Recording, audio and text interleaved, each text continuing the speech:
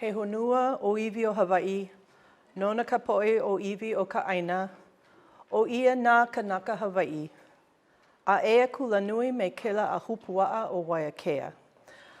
Ma ka moku o Hilo, ku no ke kulanui o Hawaii ma Hilo. O ka ho'oiki o ke kalanui o Hawaii, e ho'olu i ke ola o ke kaiulu o iwi. Ma o ka hana, ka laiki, ma nā kahua kula he umi o ka onehana papa hana, ho'oiwi kulanui i kapa ia o Hawaii Papokeao. He leo aloha kea i ka poe a pau, a koa ana i. Aloha mai kako. For me, the land acknowledgement is more than a formality. It is a statement of our role as a Hawaiian serving and Indigenous serving institution. It is an expression of gratitude for the privilege we all have of working in this place and for the people of our community. With that in mind, I welcome you to the 2024 State of the University presentation. Much has changed since the last time I delivered one of these in 2021. We've emerged from the pandemic having learned many lessons on how to keep our community safe and how to come together, adapt, and carry on despite challenges. While it is easy to focus on the losses of that time, of life, of degrees of freedom, of budget, and especially human fellowship and connection, let us focus now on the strength and resilience that so many in our campus community showed. The ways in which we supported one another and our students, and the creativity and adaptability we showed in the crisis. And let us reflect on ways in which we carry those values and practices forward with us. The president of Palau stopped by last week, and he came to visit the students that we have from Palau. And I was grateful to be able to tell him how during the pandemic, we were open for essential services, because if we had students on our campus, and if you remember, the students from Palau were among those who could not get home. If we had students on campus, we were going to be on campus. We were going to make sure we served them well. And I was just so proud to be able to express that commitment to him when he was here. The other thing that runs deep is the dedication of our local community to our existence and thriving as an institution. And so we have with us today Mayor Roth from the County of Hawaii, Councilmember Suli Loy from our County Council, Regent Wayne Higaki came over from Kona this morning, and one of our Community Advisory Board members, Keali'i Beck. Thank you for coming.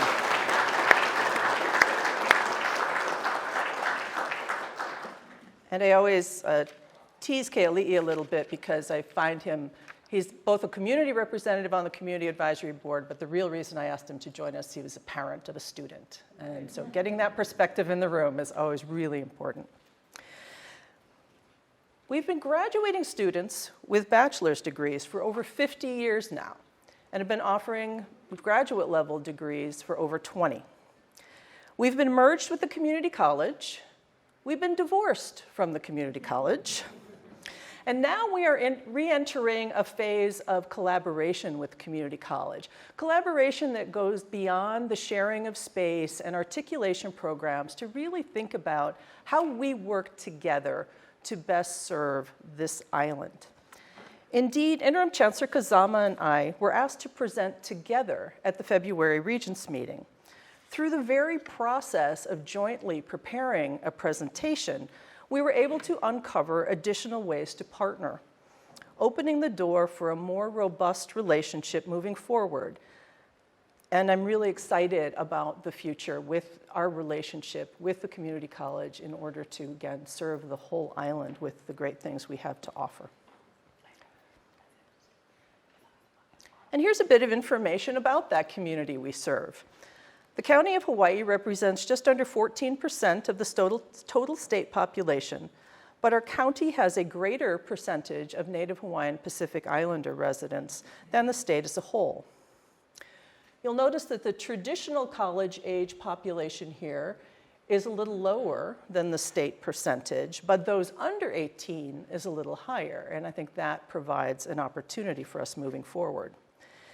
Many of our residents face economic challenges, and the university has partnered with Vibrant Hawaii and other organizations to address economic and social issues in the county, but there is certainly room to do more. Finally, I want to draw your attention to the nearly 32,000 people on this island with some college and no degree. More about them a little bit later. So who are we today? Our students are still predominantly female, which is not unusual for a campus with thriving healthcare programs and no engineering program, because the genders are still following some traditional patterns despite all of our best efforts and progress for gender equity. But as I'm sure you also know, that for the last many years now, women have been going to college in greater percentages than men. This slide features one of those women, Lillian Lewis, a student member of our first-year experience team, who won the 2023 Student Employee of the Year Award in recognition of the work that she does to support her peers. Our primary mission is to serve the island of Hawaii, and our student enrollment also reflects that. The Regents will be taking up a policy revision next week that may remove the cap of out-of-state enrollment. Our admissions folks have not really been letting that cap deter them from their work recruiting students from out of state. And it is really important to remember that we will never displace a Hawaii resident with an out-of-state student. But by removing the cap, we will have the opportunity to expand our enrollment while still serving our students. And I think it's important for our local students, particularly those who have not had opportunity to leave the island, to have people coming in from the outside, and that exposure to the diversity that they bring is also significant. The diversity of our campus reflects the diversity of our community and is one of our great strengths as a university. Creating a stronger culture of equity will make that diversity even more of an asset. Our faculty demographics, while not as varied as those of our students, also reflect the diversity of our community. We have worked hard to keep our faculty numbers steady even as our student enrollment has declined, allowing us to continue offering robust academic programs and to prepare for that turnaround in enrollment that will come if we continue to work on student and employee retention. Featured here is Lisa Tsutsumi, Assistant Professor of Applied Agricultural Sciences, who earned the 2023 Outstanding Mentor Award. And I'm really grateful for all of the faculty, those here in the room and across our campus, for their intellect, their creativity, and their dedication to our students. Our staff, of course, reflect our local community because most of them are of our local community. It's one of the things that anchors us most to this place. Here we have Christina Method, Clinical Education Support Specialist in the Daniel K. Inouye College of Pharmacy, who earned the 2023 Professional Staff Award. We remain one of the largest employers in the county of Hawaii. And the last time I checked, over 100 of our employees were UH Hilo alumni.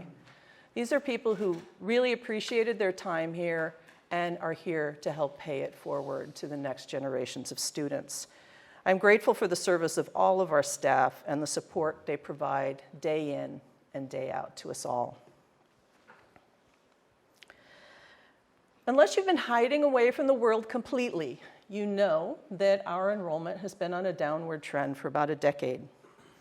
We had a bit of a reprieve in the 2020-21 academic year as many of our local families decided to keep their students close to home.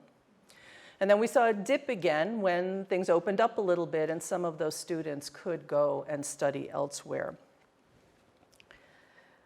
But we had some of them stay. And the ones that stayed are a testament of the quality of the experience that they had here. In the last 5 years, we've brought in 2 record-setting freshman classes in 2020 and 2021, which were, if you look at the other graph, unfortunately counterbalanced by a dip in transfer enrollments. And that was due to many factors. Declining enrollments in community colleges across the country. Our Hawaii community colleges were not that much of an outlier. We saw all across the country community college enrollments dipping for a while. But students were also taking more time at the community colleges during the pandemic, and we're seeing more students deciding on careers for which a CTE degree can take them straight to the workforce. And that's not a bad choice for those students. We just want to make sure that the students are making that choice knowing of all of the choices they have in front of them. A significant data point for us is the college-going rate in the state of Hawaii. This number represents the percentage of high school graduates who enter college within 9 months of graduating high school. The US average is 62%. Hawaii's average, 51%. The Hawaii County average, 43%. And notably, for those students in Hawaii who are economically disadvantaged while in high school, the college-going rate is 40%. And I can provide references for anybody who wants to look at this, but there's definite discrepancies in who in the state is going to college. It may seem easy to suggest that we just recruit more students from the outside. It has that 62% percentage. But 62% is actually the lowest national rate of college going in over 20 years. There are just fewer young people going to college. So our competitors on the mainland are facing some of the same challenges that we are. All of these enrollment trends seem to have hit our neediest students and our Native Hawaiian students the hardest. As our out-of-state enrollment becomes a larger percentage, the percentage of Pell students will decline because most families with need want to keep their students closer to home. They see it's more economical. We've also seen a decline in our Native Hawaiian enrollment. So you've heard me say before that I don't believe we use data as a hammer, we use it as a flashlight. And I think putting a flashlight right here is telling us one of the areas that we really need to work on in terms of serving our island and our target populations. So I will be asking the appropriate offices and teams to look into what we might do to more strongly support these students particularly. Another area where we've seen a pandemic effect is in retention and graduation rates. The rate of students returning after their first year took a dip in 2021, but appears to be rebounding. And I'm hopeful that that trend will continue. This spring, we are going to be bringing back a survey of our current students, asking who has registered for fall or summer, and if not, why not? This will be the first step in a leaver-stayer study, a project emerging from the work of the faculty and staff cohorts who have completed the Cal State Student Success Data Analytics program. Our goal here should be a retention rate of at least 75%. 80 would be ideal, and I believe those goals are within our reach. Most of our students graduate in 4 to 5 years, those who do graduate. The first graph can be a little misleading because if you look at the 2017 number, next year that one will be higher, right? Because we still have some students who are taking longer than 6 years to graduate, who are indeed graduating. So these numbers tend to fluctuate as we move ahead, but it gives you a sense that we've been relatively stable for the last few years there. We know that many of our students encounter personal and academic challenges that slow their journey toward their degree.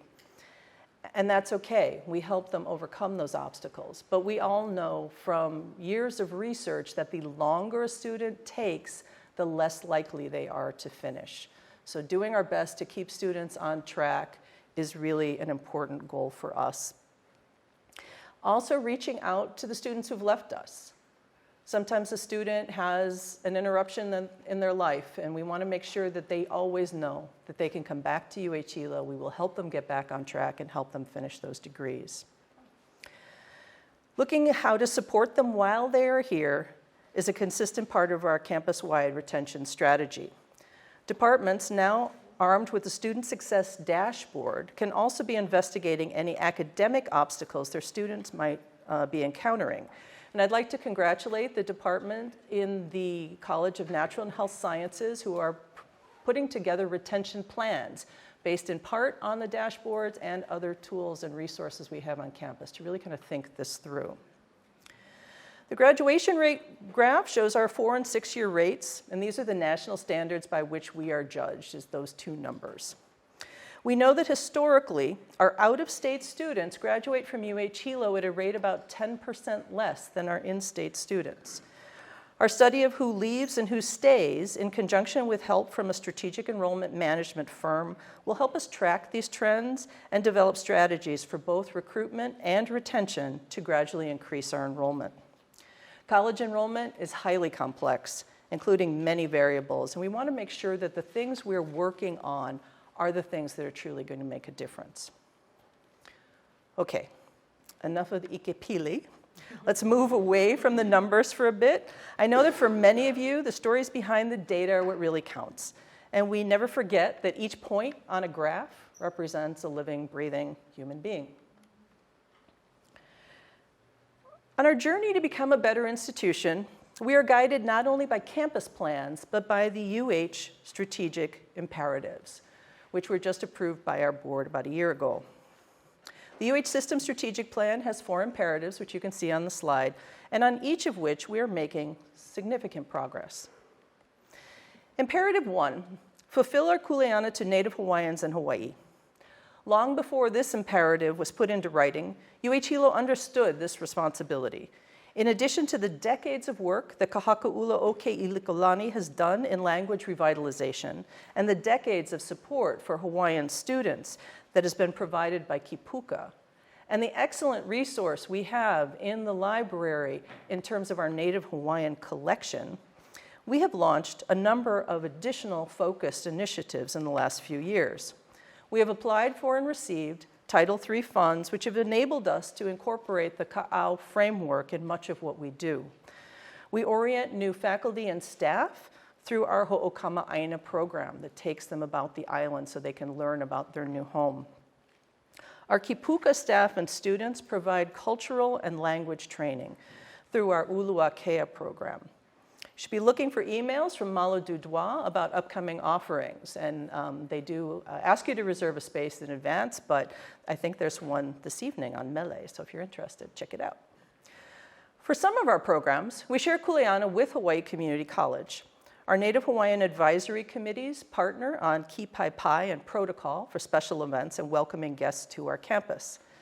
Coming up next month, we will co-host Earth Day once again, activities on both campuses, providing ample opportunity for keiki and adults alike in our community to learn more about this Aina and what we can do to protect it.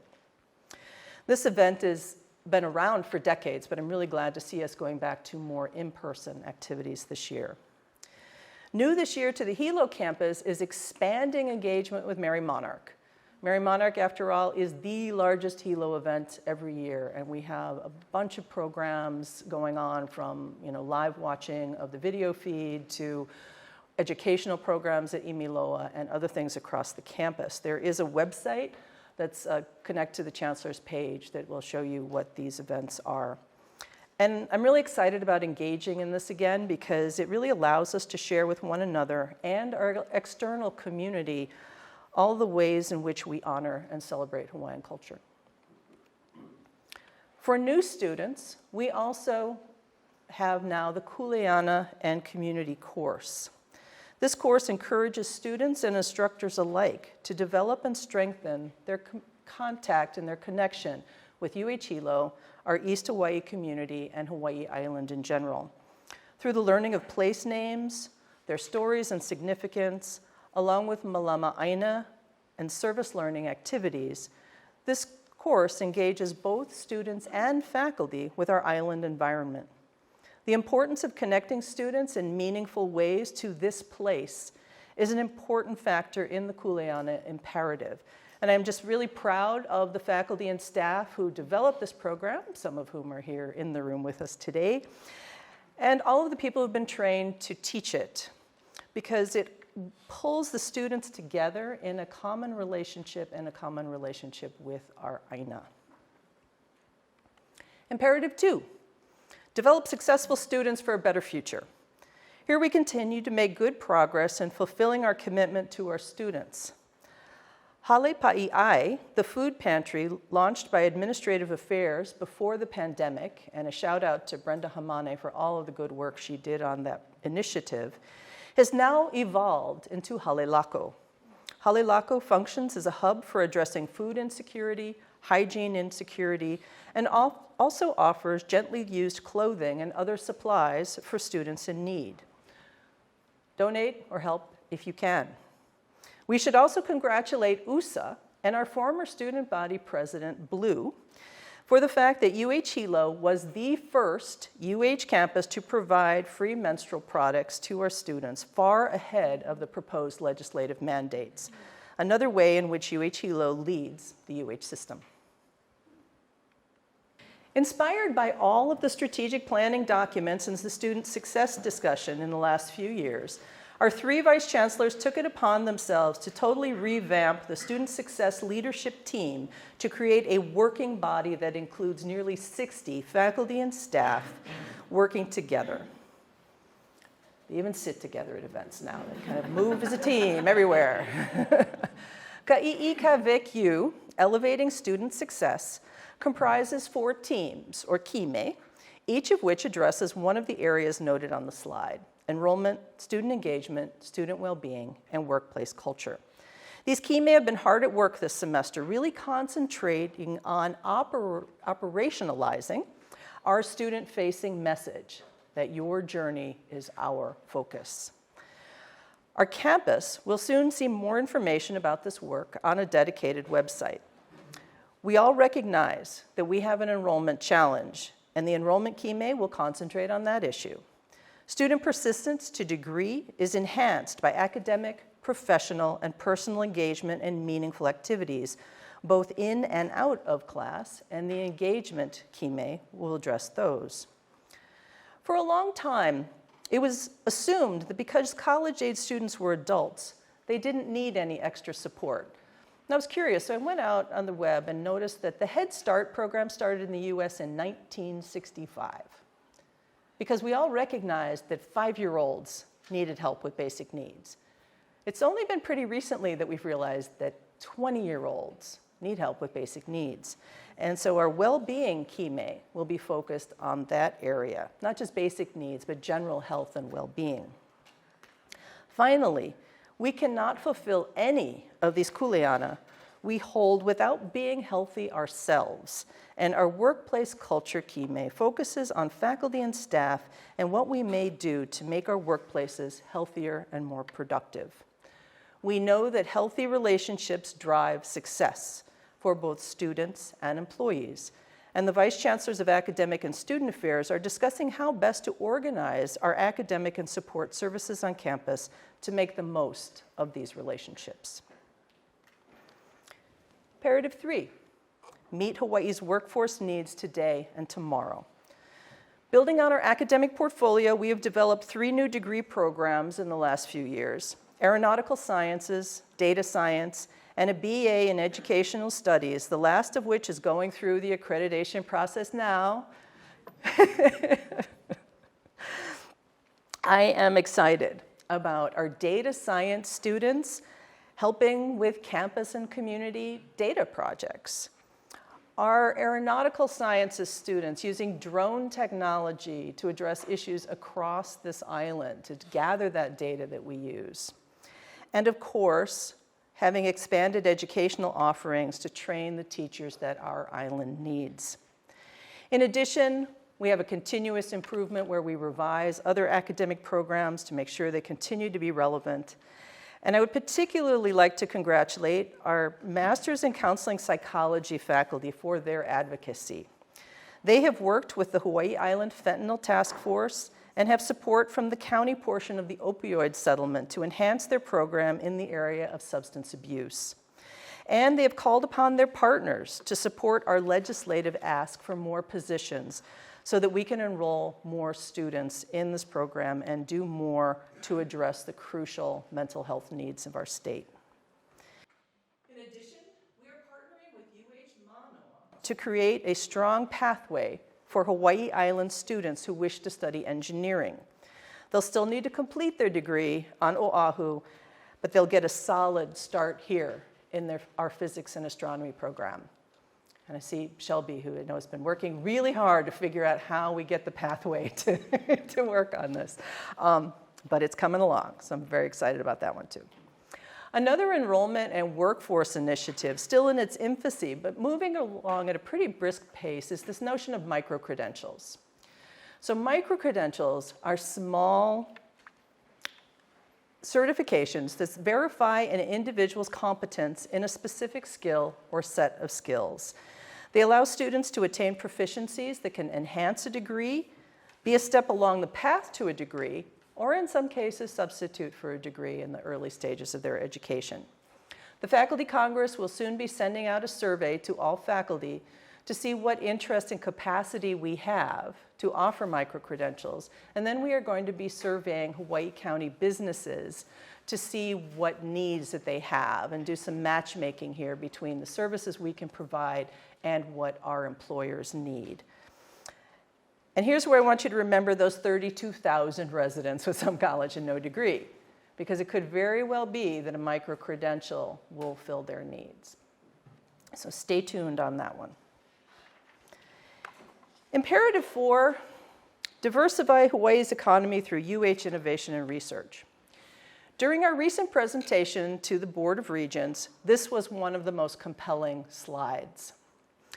And I doubt that it's complete because not everyone saw or answered my email when I sent a query out to what's going on in terms of research and community engagement. Hilo, faculty, staff, and students are all over this island. You can see the perimeter of marine scientists, right? And all of these other hotbeds, particularly concentrated in East Hawaii, which we would expect because that's where we are after all, but we're everywhere. The work that is going on supports and enhances our commitment to Aina and Ohana. We know that first-generation students especially value research and educational activities that help them give back to their families and communities. In this work, students also often bring assets they don't even realize that they have, from indigenous knowledge to curiosity to a strong service ethic. This is doubly true for our local students, as these are their home environments in which they're working. But our work in environment and community also provides students from other places with island values that they can take home with them. And there are just too many examples for me to go through what all these dots represent, but I think just the impact of seeing it is really quite striking. From Mauka to Makai, from windward to leeward, from Puna to Kohala, we serve this island and its people. And this is just the beginning. We support that work in part by grants. And I am happy to report that with 3 months left to go in this fiscal year, we are already where we were for the last several years for the entire year. So we are moving ahead of schedule on our grants recipients. This is despite staff turnover in the Office of Research Services. Congratulations to the faculty and staff, both UH and RCUH, who have made the effort to bring these funds into our campus and community. We have even more opportunity here to collaborate with groups off campus to fund some of our joint activities, and the ability to create more sustainable partnerships. Vice Chancellor Keiki Kawaiaia and Acting AVC for Research, Bruce Matthews, have been developing a sustainability plan for the Grants Office. As a campus, we have received grants from national and state agencies, private foundations, and individual donors. Some of these funded projects have national or international impact, such as the grant from the U.S. Department of Education, which will fund our faculty working with indigenous communities across the U.S. on language revitalization. Still, other grants have significant local and regional impact, both in the INA space and the community space. And still others are making a difference here on campus. My office is going to work with academic affairs to once again have a website where we can show all of this vibrant research activity. It's been kind of asleep for a few years, but we're going to bring it back because there is a really powerful story to tell in these last two slides. These grants all help support our bottom line, of course, but more important are the opportunities they provide to our students for hands-on, place-based research and services that they provide for our INA community. Speaking of the bottom line, here's a snapshot of our state and tuition revenue for the last several years. Despite our challenges with some legislators, UH is still fortunate to have the level of state support that we do. At UH Hilo, we have been pretty conservative with the spending side of our budget for the last several years. But last fall, as part of planned investments in our future, we pulled some money out of our reserves to fund several one-time purchases, as well as to bridge funding for some crucial staff positions. We also used a modest amount of reserve funding to make up for the tuition shortfall that is a result of our declining enrollment. Reserve spending for operational uses, though, is not sustainable over the long term. So progress on student recruitment and retention remains the most important factor in our future financial health. Vice Chancellor Raposa has opened up the budget process, sharing the timeline with the campus, and asking for budget requests from all units. This resulted in 108 budget proposals this last month, all of which will be reviewed in the coming weeks. And I think everyone knows that we don't have the funds to support 108 budget proposals, but I'm just really excited by the campus engagement in the process, because using the creativity of our entire Ohana will lead to a stronger budget and a stronger campus. Private philanthropy has also been thriving. Private gifts help to fund scholarships, special projects, and some of our signature events. For the current year, we are almost caught up to our total for all of last year. And we have coming up the UH Day of Giving on April the 10th. On that day, UH Hilo will focus on our Student Crisis Fund, as we typically do on Giving Day. Life happens, and students often come to us during the year with emergency needs, and having the Crisis Fund helps them overcome those unexpected obstacles. You can participate in Giving Day by either giving a donation yourself to this fund or any other fund you might find worthy, or by simply helping us spread the word through your networks, your social media account. We want to do a big public push for UH Giving Day, April 10th. Because giving is infectious. As part of the UH Comprehensive Campaign that launched on November 1st, I decided to walk my talk. And so my husband and I have started a modest endowment to support undergraduate research. An anonymous donor is also helping out, meaning that we should hit the minimum threshold that much faster and be able to spend out of the account sooner. Inspired by my gift, another donor stepped forward to start an endowment which will support UH Hilo undergraduate and graduate students in any major with research related to conservation and sustainability. And the more engaged the campus is in this work, the more engaged our community and others will be. I am grateful to all of our donors for the trust they have put in UH Hilo to make good use of these funds and to create a vibrant campus and provide rich educational opportunities for our students. I've said many times that we all have a role to play in development. We all have a role to play in recruitment. Even if we are not the frontline staff, the pride we show in our university, the dedication we have to our students, and the work we do in our community all have a positive, tangible impact on our campus. That positive attitude, looking at the assets each of us brings to our campus and the relationships we nurture with our students so that they too may recognize and utilize their assets, is what I'm hoping our WASC visiting team sees when they arrive 2 weeks from today. It is too easy to focus on what we have not yet achieved or to sometimes lose hope when the challenges are many. But the talents and dedication across this campus can overcome any obstacle in our path. The WASC team will be coming specifically to see our progress in these 3 areas: strategic plan reconciliation, program assessment, and IR capacity. Mahalo to the many people who have worked to get us caught up on program assessment and review, who have made efforts to incorporate data into their work, and to those who have contributed to the many conversations at all levels about our vision and future, which form the basis for the strategic plan harmonization.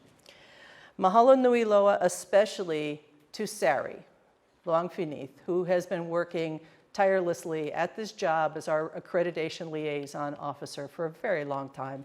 And I imagine she is in her office right now doing further preparation. I hear, yeah, let's do it.